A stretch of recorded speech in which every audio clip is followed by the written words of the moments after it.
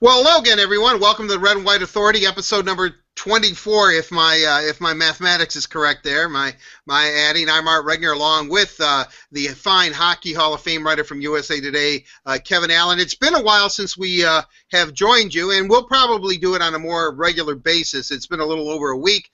And, Kevin, let's first go right into, I guess, what everybody here in Detroit is talking about. I guess it comes as no surprise. We've been saying since we started the Red and White Authority, and we've been writing and on various radio shows that I host or that you're a guest on, that we believed Mike Babcock was going to take this to term, meaning that he was going to, go through June 30th, let his contract expire and see what was out there. So I wasn't surprised. I'm pretty sure you weren't, that the Red Wings have granted him permission to see what is out there before his contract officially expires. They want to know one way or another if Mike Babcock is going to come back before the draft. They want to have a coach in place. I thought the real curious thing was not so much that the Red Wings gave Mike Babcock permission to seek what else is out there. It's that they did not grant permission for Jeff Blashill to pursue other jobs or for other teams to contact him.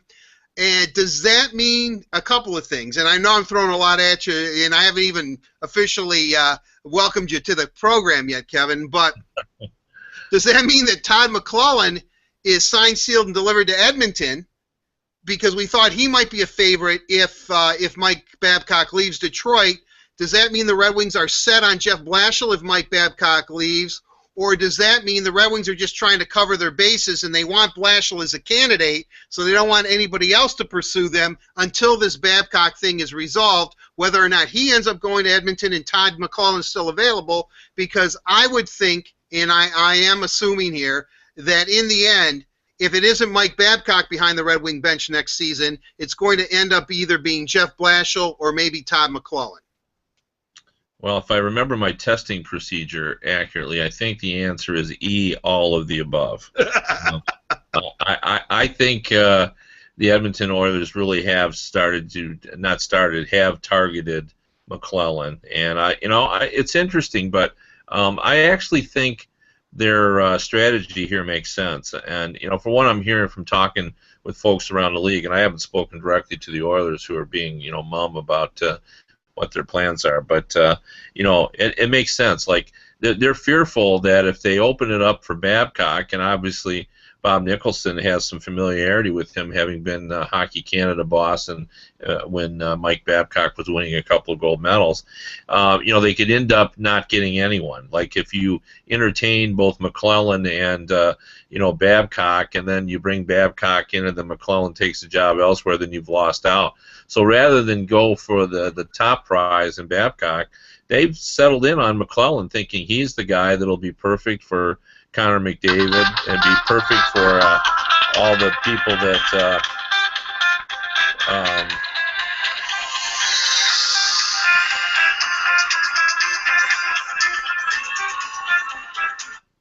it's hard to turn my phone off. They decided he's the perfect guy to lead their group. And if you're McLellan, why get involved in all of the other candidacies when I think the Oilers is the #1 job? I don't even think, it's a little bit close with Buffalo, because they got Eichel, and they have Reinhart coming, and they've got Gergeson's already on the team, and Zadorov, and Ristolainen. I mean, it's a good collection of younger players in Buffalo, but I don't think you can compete with the Oilers situation, where they've got Connor McDavid coming, and Connor McDavid, that's the equivalent of getting the next Sidney Crosby, and he could do for the Oilers what Crosby did for the Penguins. And you have Taylor Hall, you've got Jordan Eberle, you've got Yakupov, who showed some strides last season. You got Ryan Nugent-Hopkins, Draisaitl. They sent him down to get some more experience. Now he's ready. Like, that Oilers job is very appealing. So it makes sense from the Oilers' perspective just to stay out of the Babcock derby and settle in on McLellan, who they believe is as good as Babcock, or close to being as good as Babcock in terms of what it would mean for his team. And then that sort of creates an interesting situation, because the Red Wings, as we said, we know they like McClellan.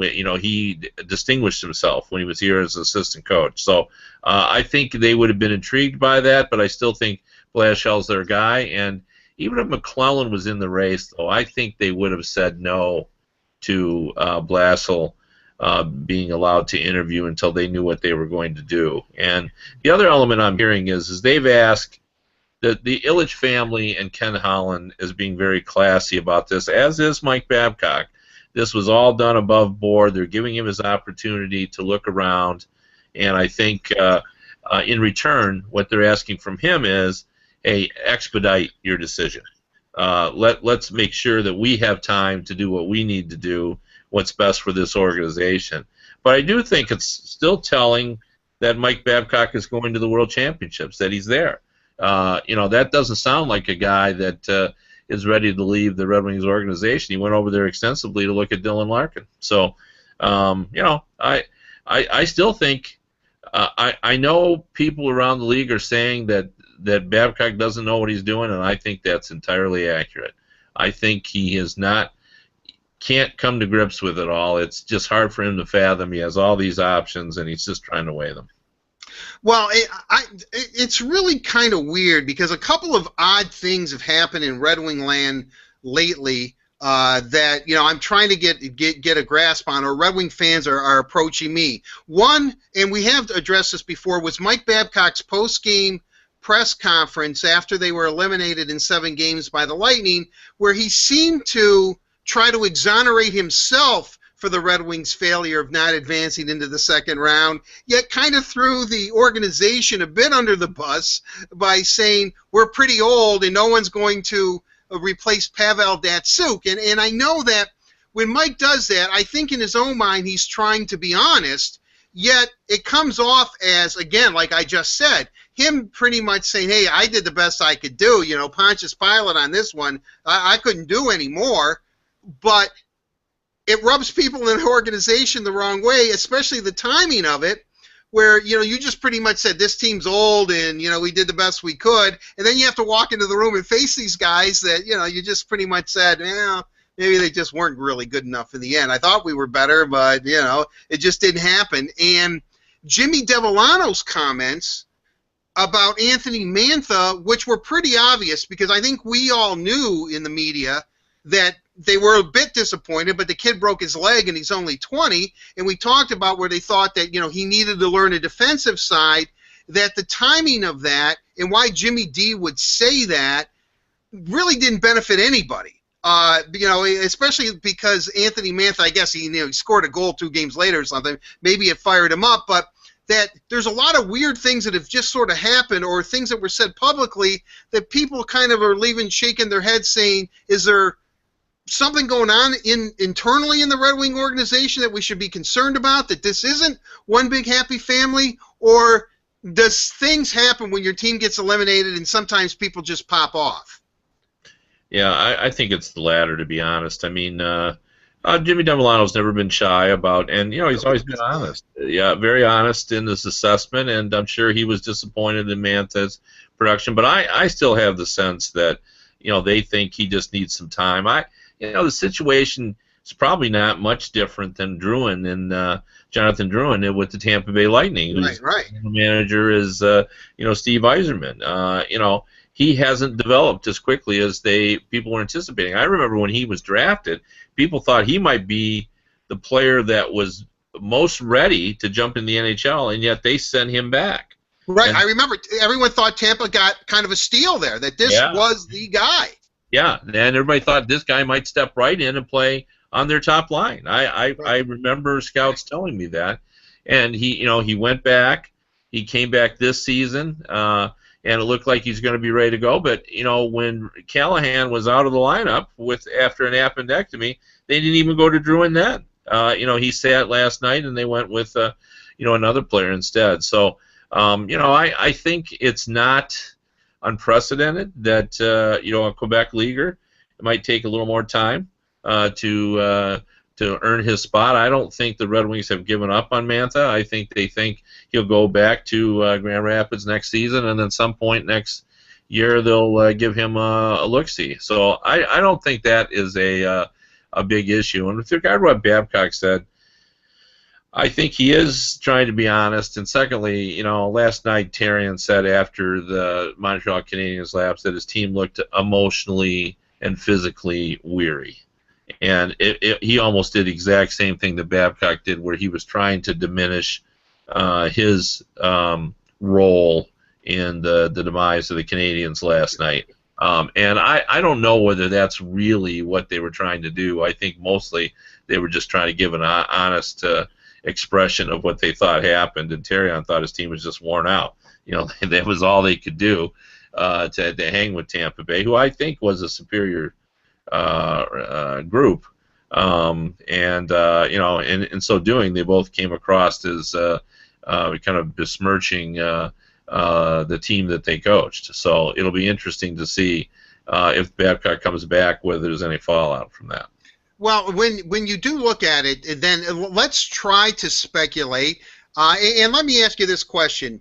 I think last summer, and I was bombarded, so that means that you were doubly bombarded by people, especially from Pittsburgh, thinking that somehow Mike Babcock was going to end up in Pittsburgh because he and Sidney Crosby are, I don't know if they're good buddies, but they respect one another, and Crosby enjoyed being coached by Babcock on the Canadian Olympic team. With that said, Pittsburgh comes out and says, we have no interest in Mike Babcock. I mean, publicly states that. Now, let me ask you behind the scenes, even though this was a little more public, but I'm going to go back in time where Magic Johnson pretty much did not want his head coach, what was it, Paul Westhead or something, and wanted Phil Jackson, or kind of orchestrated that. What Pittsburgh is saying publicly, privately, if Sidney Crosby, and I'm just citing him as an example, but if he says, look, this guy's available, I want you to look at him, wouldn't they look at him? I mean, what they're saying publicly and what they may be doing privately are those two different things, although Jimmy Rutherford, who we know from his days as a Red Wing goalie, and since that time is a pretty straightforward up-and-up guy, is Pittsburgh really out of the running, or could this just be, as I said, what they're saying publicly and privately, especially if Sid the Kid says, hey, we got to look at Babcock? Well, I think they are out of the running, and I'll tell you basically what I know about that organization. I know Crosby well. I know he does admire Babcock. He enjoyed his Babcock Team Canada experiences, and why not? They won 2 gold medals. He thinks he's the guy that can lead a team and get fired up, but he's not the kind of person who utilizes his stature and status within the team to try to influence things. That's really not him. I that probably shocks some people, but he is a guy from Cole Harbor. Well, he's more Barry Sanders than he is Magic Johnson, right? Yeah, no, for sure. That's just not his MO. He's a relatively quiet guy, and in the piece I did on him, I thought it was interesting that Dave Morehouse, and I'll bring him up in a minute too. Morehouse said what he'll tell you about Crosby that says everything is when he enters your house, he takes his shoes off. That's the kind of guy he is. He's a multi-millionaire, and if he walks in someone's house, he removes his shoes. And I actually saw that when I went and did a story when he went and delivered season tickets to players or to season ticket holders. I drove around with him in his truck for a story I was doing. And I noted that when he went into people's houses, he kicked his shoes off before he'd walk on their carpet. I thought, well, that's kind of interesting, and Morehouse brought that up as well. And the other thing is, Morehouse is the team president, and a lot of people don't realize this, but this is a guy who was, part of the Clinton administration. He was Al Gore's press secretary. He was heavily involved in Al Gore's campaign when the hanging Chad incident came up, and anyone who saw the movie, when Gore is going to concede, there's a guy who's running up the steps saying, don't concede, there's a problem in Florida. That was Dave Morehouse. Wow. And Morehouse is the president of the Penguins. I've gotten to know him well, and that is not the way he does business. Morehouse is a guy who's pretty straightforward, and if they were interested I just don't think he would do that to Jim Rutherford, behind his back, or to Johnson. It just doesn't strike me as something they would do. If the timing would have been better, would they have been interested in Bell? Oh, for sure. I mean, absolutely. If Babcock was available last summer, he'd probably be coaching the Penguins. He probably would have been, because Mario would have sat and chatted with him just like Terry Pegula did. And what we haven't talked about, which we should, is Pegula. He's a pretty convincing guy when he wants something, and didn't he just hire Ryan to coach his Buffalo Bills, or he did get Ryan to coach him? Right. Yeah. So will he be able to get Babcock? He dropped him off at the airport. I saw AP had a guy there, and he would only comment on the weather and wouldn't get into anything else. But I think Pegula, as a general rule, gets what he wants. Now, we'll see if that works with Mike Babcock. Well, I mean, there's a lot of things going on, and obviously Babcock is going to be a lot of our conversation today, but we'll look at the Red Wings and some of the other playoff races that are concluded. We'll preview a Game 7 between the Rangers and Capitals that is going to be played in, by the time we end this podcast in about an hour. But with that said, Mike Babcock said, Pav's not going anywhere soon, but who's going to replace him? Could he, or is this way too simplistic on my part, Kevin, looking at it this way? Or am I looking at it with red and white tinted glasses here? That if he goes to the World Championship... An episode 24. Yeah, 24 focus here or something. But if he looks at Dylan Larkin and says, you know what, because we were under the assumption when he said that we think Dylan Larkin could be that player. Could be, maybe not Pavel Datsyuk complete the game that Pavel Datsyuk has, but a complete game in his own right, a different type of player that could step into that number one center role or that number one player role for Detroit quite nicely. If he likes I know he likes the young defensemen that they have. I know that he loves Peter Mrazek, and he likes Glendening and some of the young forwards. If he thinks Larkin could be that real deal, which could also attract maybe some free agents to Detroit, that he might base his decision on, really, God, this is putting a lot of pressure on Dylan Larkin, but he could base his decision on what Dylan Larkin does in the World Championships, where he's getting some ice time and has been impressive statistically. I think he just has an assist, but, I know I'm all over the road, but you're right. He basically said, he being Mike Babcock, I'm going there to see what Dylan Larkin has. If he likes what he sees, does he tell Kenny Holland, yeah, let's get this deal done? Well, that is incredible pressure on Dylan. I'll have to tell him, because I've been calling these guys to do stories after all the games. So I'll tell him, yeah, we just hung the future of Mike Babcock on your performance against Switzerland. So, first of all, with regard to Dylan Larkin, Jack Eichel is playing with Brock Nelson, who is one of the. I think he might be the leading goal scorer in the tournament. He's one of them. You're right. One of them, and he's playing with Trevor Lewis, a former first-round pick who's been a role player for the LA Kings. So he doesn't have the same level. I think he's playing with Anders Lee from the Islanders. I'm trying to think who his other winger is. That's not coming to me. But anyway. He's been very impressive from talking to Todd Richards, the Columbus Blue Jackets coach, who's the coach there. And what he says about him is a 200-foot player. A guy this young shouldn't be as polished as he is, for all 200 feet of the rink. And he's very mindful, and his skating is, if anybody's watching the games on television, and I recommend them, you DVR them if you don't, you will notice right away that Larkin skates like the wind. 4 strides, and he catches back up. He's driving deep in the zone. The puck turns and goes the other way, and then suddenly you see this blur coming from the backside to back check. So, he's going to be. He won't have the dynamics of Pavel Datsyuk, but he's going to be the two-way center that you need. And I've said many times, he's just an unbelievably good, high-character guy, a future leader on the team.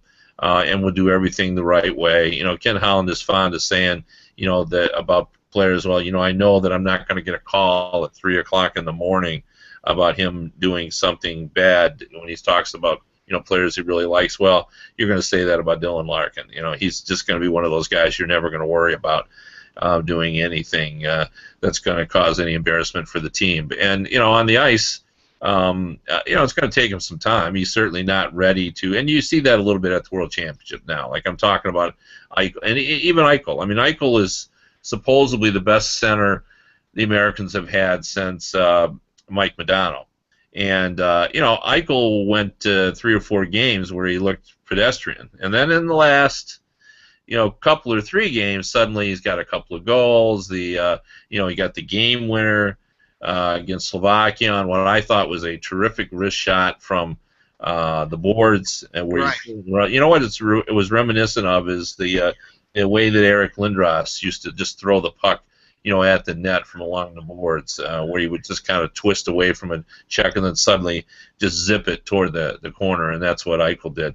So, Eichel is very, very impressive, and, probably even more advanced and has more tools than Larkin has. But Larkin still is noticeable. So, do I believe that Babcock is going to make his decision on Larkin? No.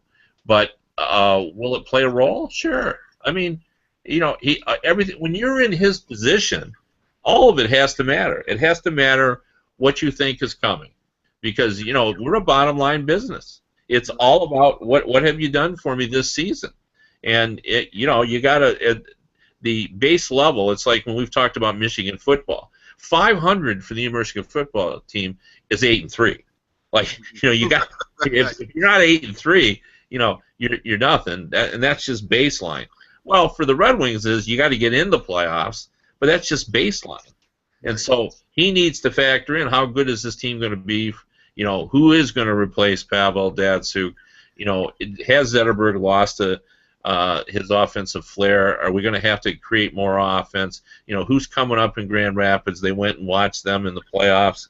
Like all of that matters because he's weighing that against the guys I just mentioned in Buffalo.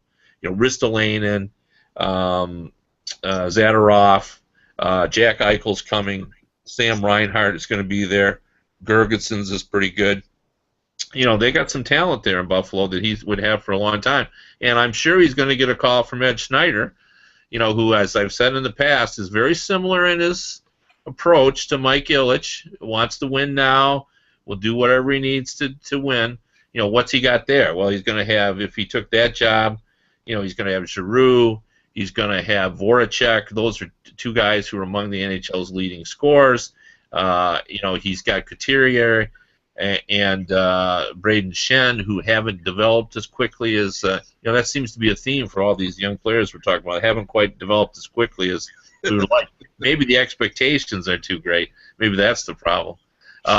So he's going to weigh all that. So I think you're sort of headed in the right direction in talking about Larkin. I don't think it's quite as dramatic as either or, but I do think it matters. I think Dylan Larkin's status now does matter in the grand scheme of things. Well, I know that we kind of said that Dylan Larkin is Mike Babcock. A lot of pressure on Dylan Larkin to blossom, and maybe Babcock would stay here in Detroit, but it appears from what they are saying publicly, and more so Ken Holland than anybody else, is that the Red Wings really do not care if he returns to Michigan. They seem fine with that. He would be playing with players his own age. I think college hockey, as opposed to the Canadian Hockey League and their 3 leagues that comprise the CHL, is more of a developmental educational league because they only play twice a week and they practice, Monday through Thursday, and then they play usually on the weekends. That he has no issue with that, and Larkin doesn't seem to be, from what I've read or decision, it doesn't seem to be a heavy decision on his mind. I don't know if he's made it yet, but again, I'm almost thinking all signs lead that he's probably going to go back to Michigan for another year, where he would, without question, be Michigan's number one center, probably one of the early favorites to win the Hobie Baker Award, and have another year of maturity and actually being the team leader of the Wolverines, who, as we've mentioned on previous Red and White Authorities, has a pretty good recruiting class coming in. Another, I guess, a draft lottery pick. I forget the young man's name, Austin something, I believe, is part of that recruiting class for Michigan. And the names are floating in here. I could be wrong on that, but Michigan does have a for next year's draft a lottery pick at this point, that it might serve him better to go to Michigan and get a real leadership role under his belt. Because the one thing that I've noticed about him is that he might be low maintenance off the ice, but on the ice he's a very fiery, competitive leader. I mean, not that he talks trash to the opposition, but he always seems to be trying to fire his teammates up. And I not that the Red Wings lack that. There's a couple of chatterboxes, but as Dave Lewis told me many years ago, if you're going to say something in a room or you're going to try to extol your teammates to do something, you better be doing it yourself, or else they're going to tune out. He seems to be that special kind of leader. Yeah, and the way the NHL, the level of sophistication now of training habits of younger players and such, that I really don't think that it matters where you're hanging your hat in your younger days. Like, the old days used to be, the OHL, the CHL, that's more of a pro-style game. It's more of a pro-style schedule. And then you would hear, but you get more practice time at college. There's too many games at the CHL, and they get in the weight room more. I mean, it's just back and forth. I think now it's just where the player is comfortable. The only thing that I still see as an advantage of the college group, and I just was bringing this up and talking about Keith Kachuk's kid, who's at the development program, is being wooed by, I believe it's the London Knights, but certainly he's being wooed by the OHL. And his dad was a college player, and it's the college recruiters want him to go to college. And what I said about it is the one thing you do get in college, and I know that from my own son played NAIA college soccer, and what I noted is it forced him to be an organized human being. When you're going to college and you're an athlete, because you train so much and because you practice so much, and you still have college homework and classes, it forces you to become a different human being. It forced my son to become a highly organized person, and I think in the long run that just benefits you as a person, but also as an athlete. You show up to the Red Wings now, and you've spent 2 years under Red Berenson, and you've become this very organized guy that knows how to work his fitness routine into his other work and practices. And I think in the OHL, I'm sure they attempt to do that, but they don't have the same level of responsibility. So that would be my take on it. Like, I don't think college is for everyone. But in terms of the college game, I still see that as a little bit of an advantage. But how can you argue the success that Patrick Kane had going to playing in the OHL, and he was able to step right in. So I would never criticize a young player for going to the CHL if that's what he wants to do. I love Patrick Kane, but could you imagine Patrick Kane as a freshman in college? I don't think. I think it would have been. Let's just say I don't think he would have been a low maintenance player in college. Well, all I would say, and I know Patrick pretty well too. I will just go on record as saying that Patrick Kane would have had a really good time in his freshman year at college. That's all I'll say about it. I'll say he would have really had a good time. And I'm guessing he had a good time in the OHL as well. Yeah, I'm sure he did. I can remember when he was at the NHL Awards. I think it was the first year in Vegas, and they went up to him, which was not a good thing to do. maybe it was still in Toronto because I think the CBC was still kind of running the thing at that point, and he had two, let's just say, acquaintances on each arm, and wanted to, was introducing him to the television audience, which was pretty hysterical. I mean, hey, he's a great hockey player, and and I think he's proven throughout his career. He's played 102 playoff games, has 102 points or something. I mean, he's a big time player, but he enjoys life, I think, is what we, and you got to admire somebody who had. Yeah, but I think he's sort of learned to temper it a little bit. I mean, I know his dad pretty well too, Pat Senior, and a really good guy, and I've gotten to know him through the years, and he's I see him a lot when he goes to I see Kane every year at the media tour that they do. They bring you in to film your television commercials, and they have a handful of writers. We go to that too, and you get to 15 minutes one-on-one with 30 top players, and every year his dad, who likes to go to New York, drives in with him. So for the last 5 years or so, I see him there, and we always chat, and I think he's you never stop parenting, no matter how old your kids are, and I think Pat Senior has had some influence, and I think there's a maturity for Pat Kane, and nobody's ever said that it's impacted his performance level on the ice, because you just pointed it out. He's got 100 career playoff points, and scored in some really, really big games. Like we're going to talk about tonight's Rangers-Washington game and the little, I hate to call it a guarantee, but a pledge that Ovechkin made to say that they're going to win tonight. Well, the difference between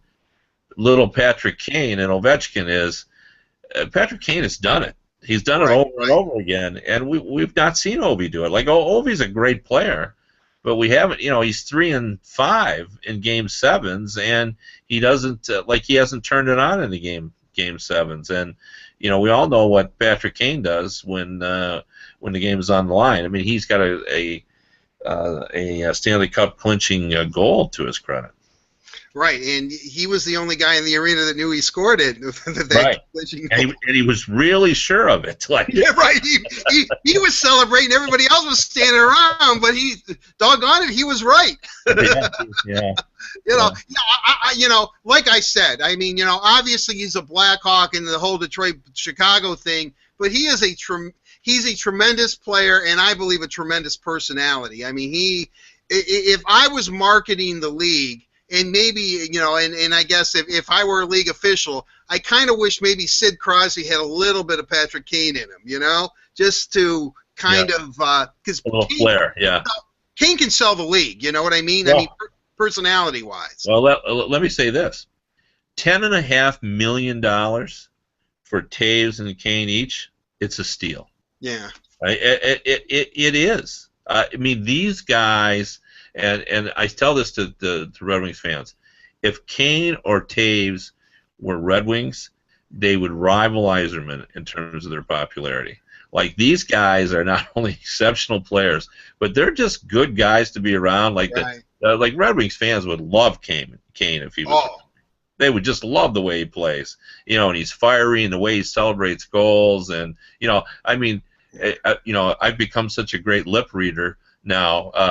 When Kane scores that goal against in the last two series, he's been set up by some great passes. Duncan Keith set him up with a 100-foot pass, and he basically said, "Oh, that was a great bleeping pass," or "What a bleeping pass," and just pointed right at him, and they're just fun guys. And Taves is just a fantastic leader and a good guy. I enjoy. They're in my top 5, both of them, in terms of guys that I interview and talk to, and they're just enjoyable guys. And $10.5 million is a steal. I really believe that. Well, how can you argue? I mean, I know they've got a tough series. We'll get into that, if not this show, the next one. But they've got a tough series against the. I still affectionately want to call them the Mighty Ducks of Anaheim, but the Anaheim Ducks. And well, one more thing about these guys: 65 playoff wins since 2009. Wow. Now, we can talk 24 years in a row, but Taves and Kane, 65 playoff wins since 2009. Right, and another place, since we're talking about the Blackhawks, we're getting the Blackhawks a lot of raw of it. Could be the Red and Black Authority today, but but Duncan Keith is also kind of right up there. I mean, this guy is I probably shouldn't use this expression, it's overused, but he truly is a warrior out there on the ice. I mean, there isn't anything that he does not do and does not do well.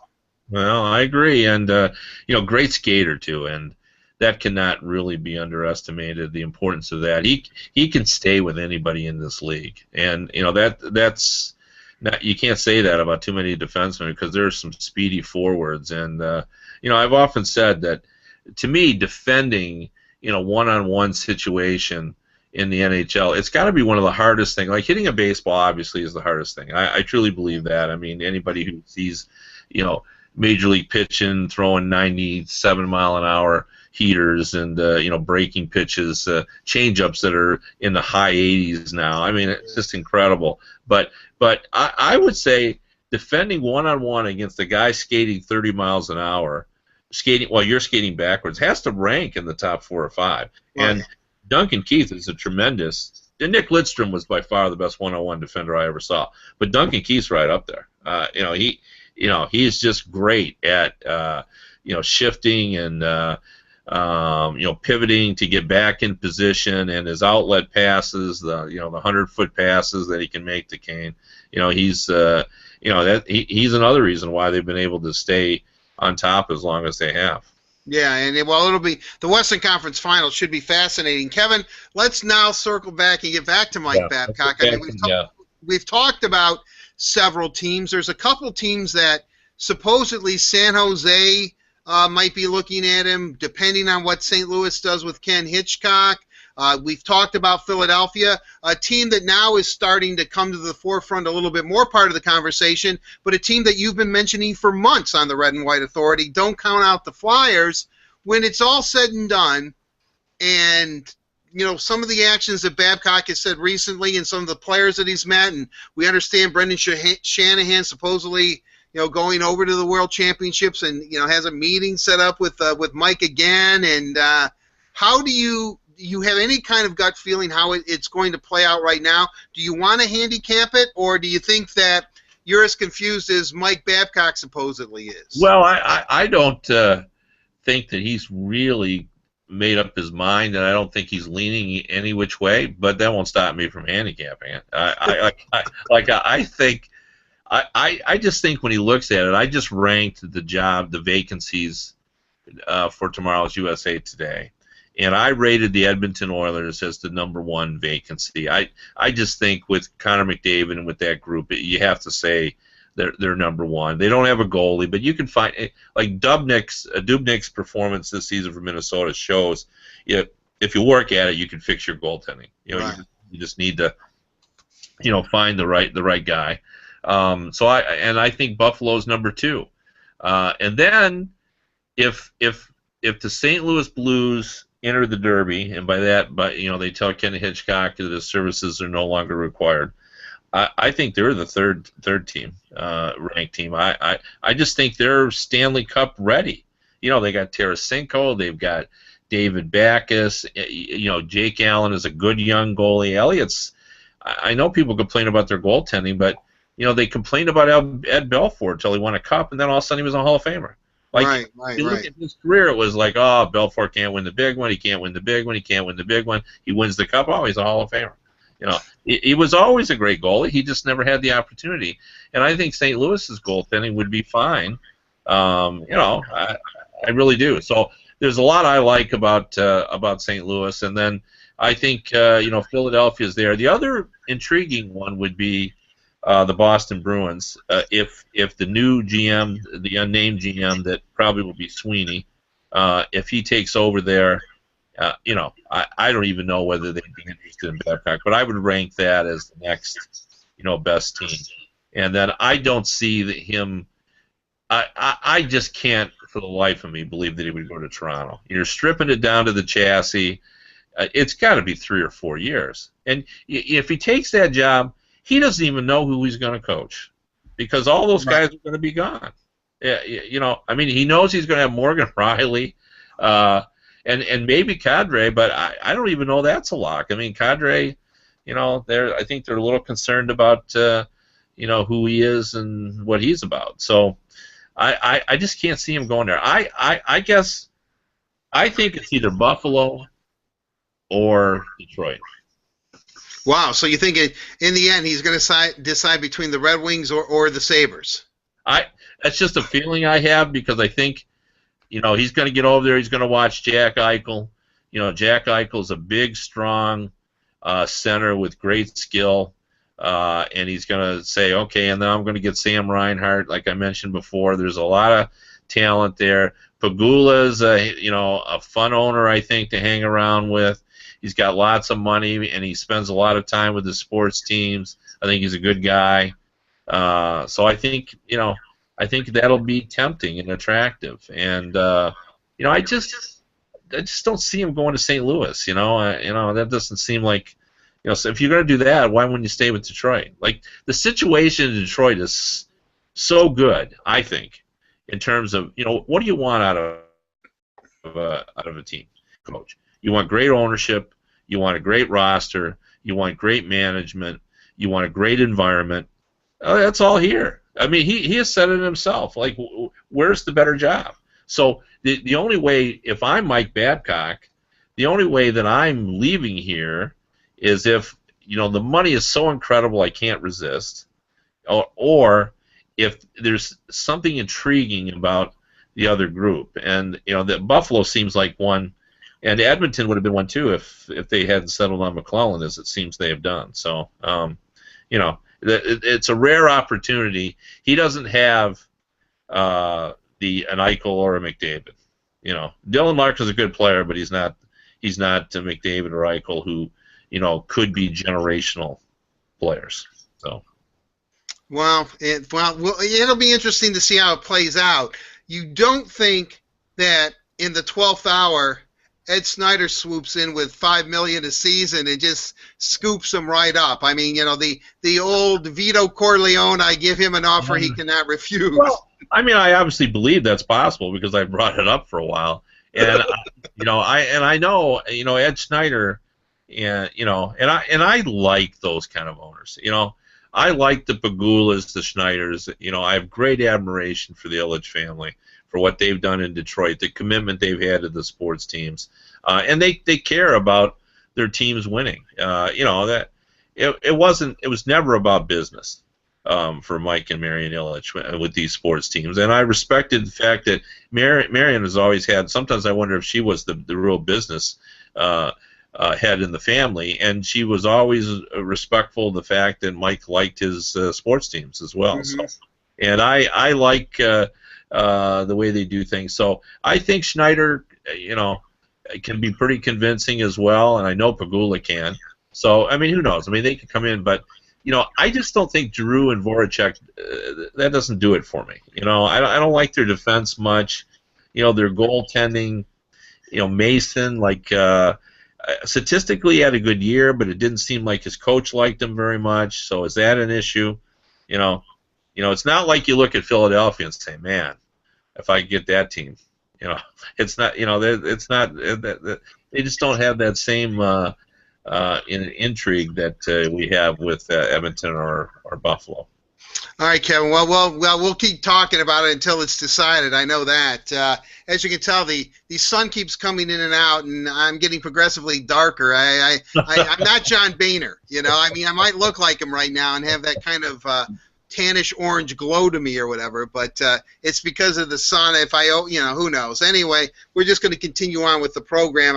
I know you don't listen to the Red and White Authority to look at me, so I do feel good about that. I mean, Kevin, different story, very handsome man, but with all that said, yeah. We've got a Game 7. We're talking about the Rangers and the Washington Capitals. I was feeling pretty good about the Caps, thinking maybe they're the surprise team this year, the one that comes out of nowhere, and maybe finally they get it done. I know they've been to a final, loss to the Red Wings. Obviously we know about that back in 1998. But again, if there's a team that's going to have a 3-0 lead and then blow it, why not the Capitals?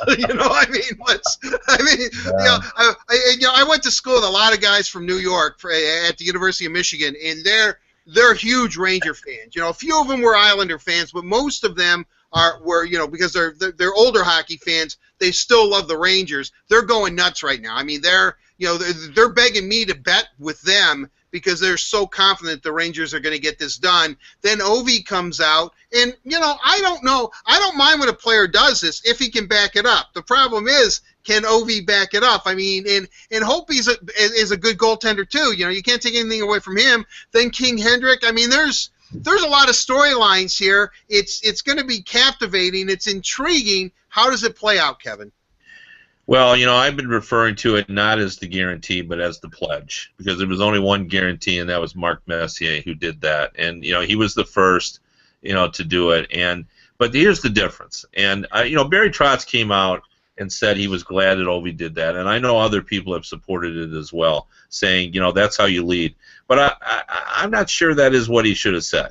And this is my argument.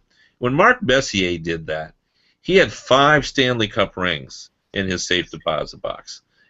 He was a guy with a proven track record. I was at Chicago Stadium in 1990 in Game 4 when he came in and cut half the players on the Chicago team and then scored 3 goals in the third period to lead them to a 4-2 victory that essentially, I believe he won the cup that night.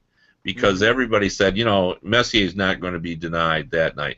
That's the kind of player he was. He made the guarantee and said, we're going to win Game 6 in 1994, and then we'll win Game 7. And, the headline in the New York paper the next day is, Mess says we're going to win. It is one of the great dramatic moments in NHL history. The problem I have with this is, Ovechkin has not earned the right to give us a guarantee. Like, he is a great player. Like, and I love having him in the league. He's there's Crosby and then there's the anti-Crosby, as I like to call him, which is Ovechkin. I mean, he's flamboyant. Like, I love his goal celebrations. I saw recently someone said he's like a Bond villain. I completely agree with that. And I think he's good for the league, and I would give him a carte blanche to do whatever he wants to do. His flamboyance is important for the league. But for him to come out and say, we're going to win, and really what he should have said is, it's time for me to step up. Right. That's what he should have said. If he wants to lead, that's how I would have done it. I would have said, just like Steven Stamkos did. When Stamkos was struggling, what he said was, I got to be better. That's exactly what he said. I got to be better. I'm the leader of this team. I'm the goal scorer. I got to be better. And I would have preferred that Ovechkin did that because his history in Game 7s is not very good. He's 3-5. Now they've won one this year, but he's 3-5, and he and Backstrom this is their 9th one, and they haven't had great success. They're both great players, but they haven't had great success in these Game 7s. And he has not. We saw what happened in Russia at the Olympics. Everyone was expecting Ovi to lead him to the gold medal. It didn't happen. So it's time. Like, Ovechkin, if he wants to be that guy, he needs to do it tonight. He needs to step up. And what we need from him, this is a guy that occasionally will get in double figures in shots on goal. How about tonight? Like, tonight might be the best time to do that. He needs to lead the parade. This is Ovechkin time to pick the flag up and lead the charge, against the Rangers. It's that simple to me. I think people are looking to see, he's 29 years old. It's time for him to lead the charge. Crosby's got his championship ring. Ovechkin does not. So, I mean, without trying to sound too melodramatic here, is this tonight, this Game 7, and as you said, he's 3-5, so he's been in 8 of them before.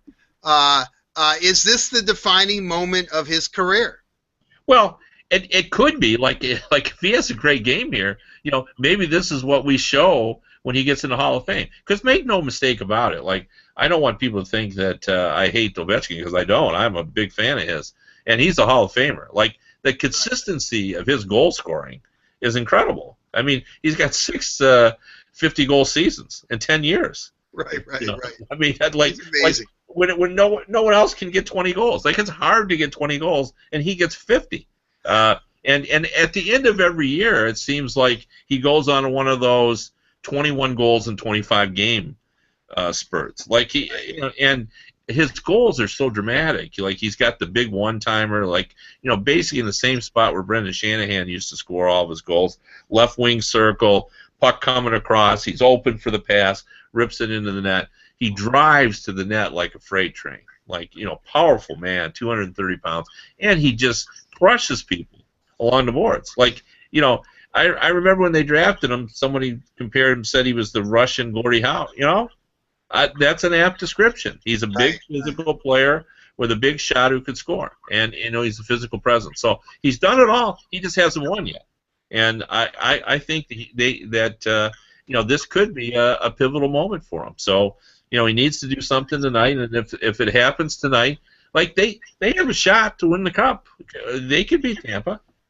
They could. So this is a big moment for them, and especially for a franchise that has never won the cup.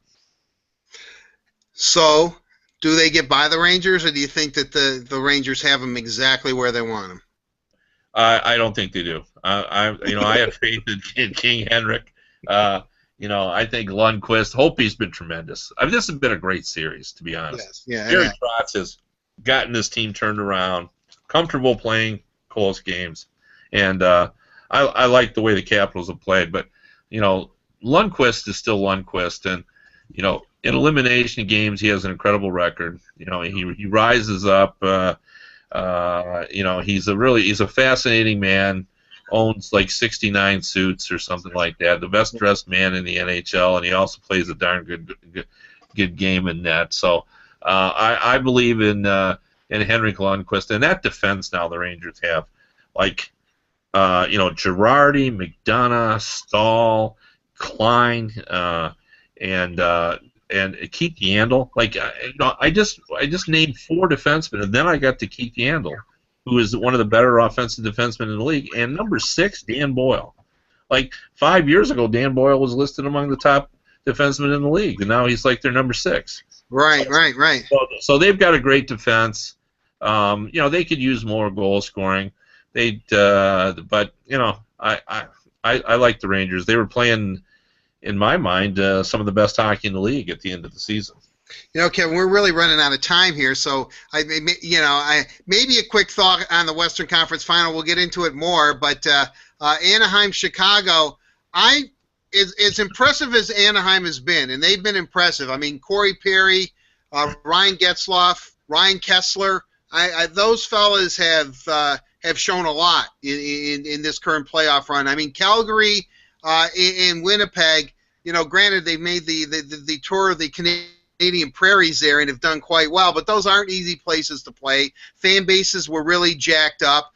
They've had dramatic third period comebacks, but I can't go against the Chicago Blackhawks. I just can't. I mean, it's even with Crawford in net, and I know Corey Crawford reminds me of Chris Osgood in a way. I mean, he's just never going to get the respect probably that he deserves. All he's going to do is win a couple of cups, and people are going to still say, well, it's still Corey Crawford. But that team, Kane, Taves, Keith, even though Hossa isn't scoring, he seems to be everywhere and make some plays. And, I mean, they have so many intangibles working in their favor. I just can't see them not playing for the Stanley Cup, representing the Western Conference. I'm with you. Patrick Sharp on the third line. Patrick Sharp, the third liner on Chicago. That just doesn't seem fair. And, they got more coming. Teravainen is going to be a terrific player. He's got a little bit of Igor Larionov in him, I think. One of those guys that's got the 360 vision. He always seems to know where everybody is. And, he's young. He's 20. But, in a couple of 3 years, he's going to be in their top 6. And, he's going to be a very effective player. And they just signed this Russian guy. Now his name's going to escape me. But I just saw and watched him in the World Championships, and he's pretty impressive as well. So, they got more guys coming. Brandon Saad, is a quality player as well. Bickle. I mean, they've got a lot of weapons. And Andrew Shaw, it's like for the old people who remember the days of Bobby Hull and Brian Watson. That's what Shaw reminds me of. Bugsy Watson, that mouthy player that just seems to disrupt everyone. He can play hockey, and he's also a super pest. So they've got a lot going for it. The Ducks, I think, have been very, very impressive, and this is not going to be. They're not going to be an easy out. Like if the Blackhawks win this series, it's going to be 6 or 7. I mean, they're coming at you with Getzlaf and Kessler. These are two big, beefy guys. Michigan native Kessler, and they're a really strong team. They've got a lot of scoring depth. Their defense has been better than people thought it was going to be. Right. And their goaltending. Anderson has done well. He's got Gibson waiting in the wings, and Gibson can't get a sniff because Anderson's been fine. So, I think the Ducks have been underrated all season. I just have, I got plenty of love for the Blackhawks and the way they play. I just like the attitude they have of, how do you want to play? You want to play an offensive game? Yeah, we're there. You want to play a defensive game? Sure, we'll play a 2-1. You want to play a goaltending battle? Okay, and you want to just throw everything you got at us and bang us around? No problem. And, they remind me of the Red Wings like that too. The Red Wings never were a physical team during their glory years. I mean, obviously they had some physical players, McCarty and the grind line and so forth. But what I'm saying is, what their physicality was is they could take whatever you threw at them. And it's the same thing with the Blackhawks. The Blues can bang them around all over the ice, and it doesn't matter. They're still going to play the way they play, regardless of how hard you hit them. Right, and I guess real quickly, Tampa, regardless if it's Washington or the Rangers, the East, in my book, is pretty wide open. And I'm still not a Ben Bishop fan, although he has owned the Montreal Canadiens, but I don't know. Maybe it's just his crazed look that he seems to have underneath his mask or whatever. But I still think he's a meltdown waiting to happen. And if it's Ovi plays against him, there's going to be a little bit of gamesmanship going there. And obviously the Rangers, as you said, I mean, top to bottom, many people think they're the best team, at least in the Eastern Conference, and arguably in the NHL. Yeah, well, I took Tampa to start of the season, and I had Tampa and Chicago last October, so I would probably stick with them. But I do agree with your assessment. I think it's a toss-up. The other thing about Bishop is, he's a big guy, he takes up a lot of net, and when he stands there, he seems to cover most of the net. And Tampa's defense is reasonable. It's not quite as strong as the Rangers, but I think Tampa Bay's offense is stronger. So, here we go again. It'll just be an offense versus a defensive game, and we'll have to see whether or not the Lightning, if it comes to that. Now, if it's going to be Washington, that'll be interesting because the Washington's a very physical team. So I think they'll bang Tampa around a little bit. And Holtby is playing as well as Lundqvist. So I would say the goaltending advantage will rest in either Washington or the Rangers. All right, Kevin, it is the Red and White Authority, and we really haven't talked too much about the Red and White. We've talked a lot about Mike Babcock and, of course, the black and red of the Chicago Blackhawks. So let's kind of end it on a Red Wing note. What can we say about the Red Wings at this point on May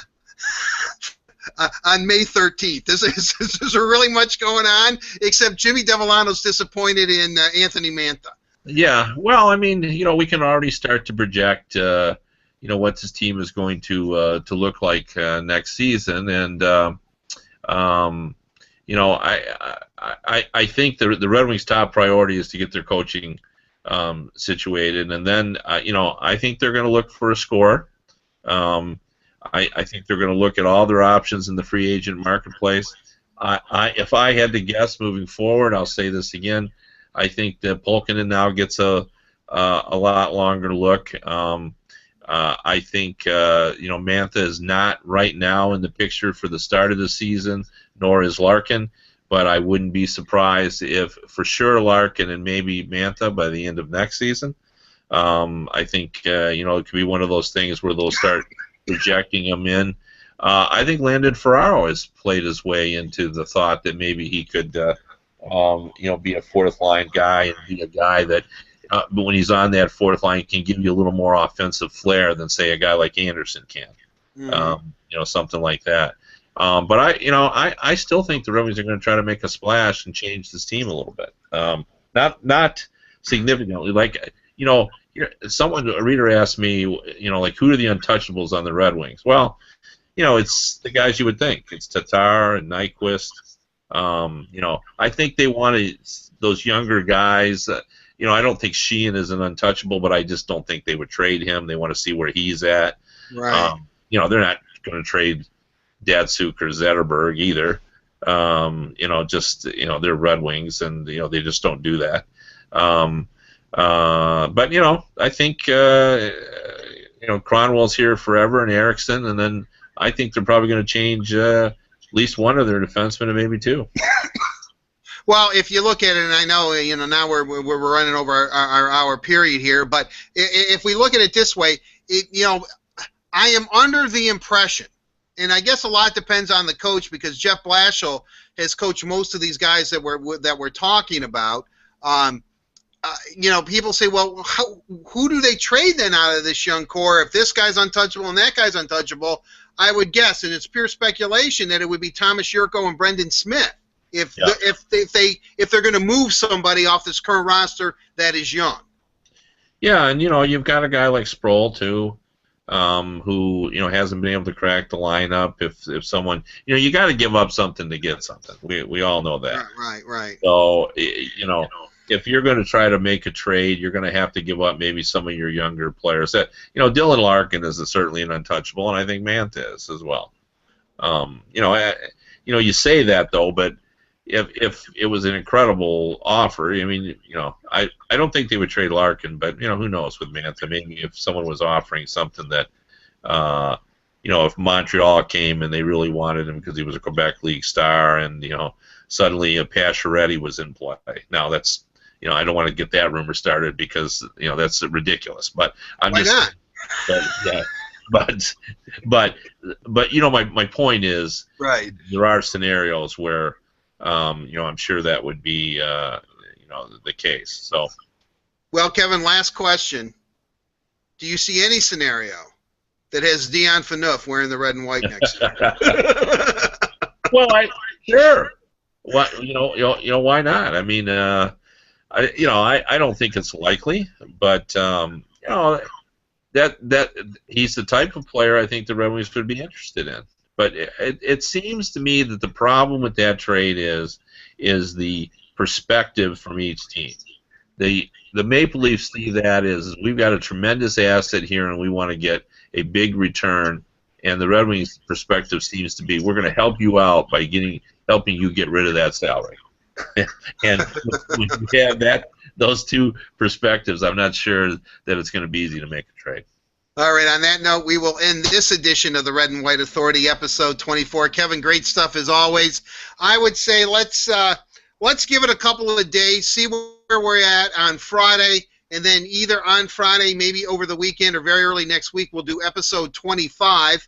We're almost our quarter of a century show. It'll be there'll be flowers and food for everybody. We'll have a little celebration, and then we'll just take it from there. Obviously, if any kind of news breaks that impacts the Red Wings or is so significant in the hockey world that we have to talk about, Kevin and I are just a phone call away from each other, and so we'll do it then. But either later this week. Or are you going to be traveling much, Kev, or you don't know exactly yet? Oh, no, I'm going to be traveling. I'll be leaving. I'll be doing either the game 1 and 2 in either New York or Tampa, and then I'll be doing games 3 and 4 in Chicago. All right, don't forget your sunscreen if you go down to Tampa there, Kevin. Yeah, you don't want to look like me here. Hey, one other thing. I think when we hit our next milestone, we're not going to do it at 25, but one of our milestone shows, we need to go down to Chelly's place. And we'll hold it at a bar, and anybody wants to come out with us when we do our show. Maybe I'll talk to see if we can get it set up, and we'll kind of have a celebration. Next milestone, maybe it should be 50 or 100. Yeah, well, okay, 50 would probably be, because we're going to do so many in the summer, of course. Right. Probably be at the start of the season next year. Yeah. And I'm sure Chelly will join us. You know? I for sure I'll ask him to do that. I wrote his book. I'm sure he would, if he's down there. He'll for sure stop in. So he owes me. He knows how us Greeks work. He always loves it when I bring up the whole Greek thing. You know, I try to guilt trip him as much as possible. So you know, you're his biographer, and I'm his Greek blood. So maybe we can work both angles, and we'll see what happens. But hey, I love the idea. You know, we're going to start getting guests on too. I mean, I know people are captivated just by me and Kevin, but you guys have real problems then. Yeah, really, you really do. But we love you for it. Don't get us wrong. I mean, thumbs up. I mean, we're into it. But on that said, for Kevin Allen, I'm Art Regner. This is the Red and White Authority. We'll see you very, very soon. Enjoy all the hockey. Have a safe and pleasant evening in the next couple of days until we see you again. Take care. Take care. As I said, again, redundancy. Bye.